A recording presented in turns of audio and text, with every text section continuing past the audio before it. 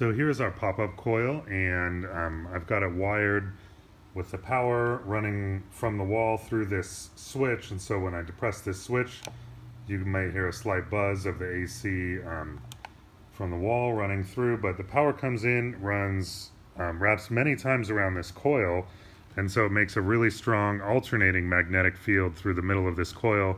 And then there are a bunch of iron, there's kind of an iron core here, sort of a bunch of thin iron rods stuck together. But basically, this makes a really strong alternating magnetic field through the middle when you switch it on. So if I take this aluminum ring and put it on here and then switch on the power, you can see the ring pops off. If I sort of hold it in place so it doesn't fly off, it'll kind of float there while the power is applied, because the magnetic field is interacting with the ring in such a way as to create a large current in the ring that then interacts with the magnetic field. So if I take this ring that's split, so it doesn't go all the way around, and I put it on there and switch it on, you can hear the buzz, but nothing's happening. There's no interaction here because there's no way for current to flow through this loop with the break in it. So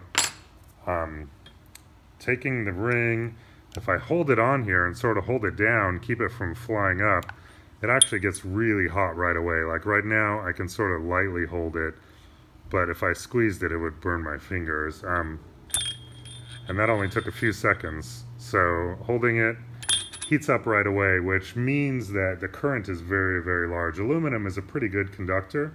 A lot of power lines are made out of aluminum, and it can carry pretty decent current without getting too hot.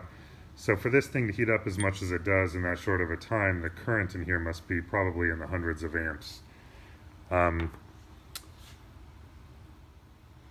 We also have a small light bulb that's wired with a coil in the base. So this is basically several wraps of wire. It's kind of taped up so you can't really see it, but either end of the loop is connected to this small light bulb. And if I bring this over on top, you can see when I turn it on, the light bulb lights up. It's not super bright, but this is pretty cool because it's basically wireless power transmission, right? The magnetic field from the core is going through this loop, and so it generates a current in this loop, which is enough to light up this little light bulb.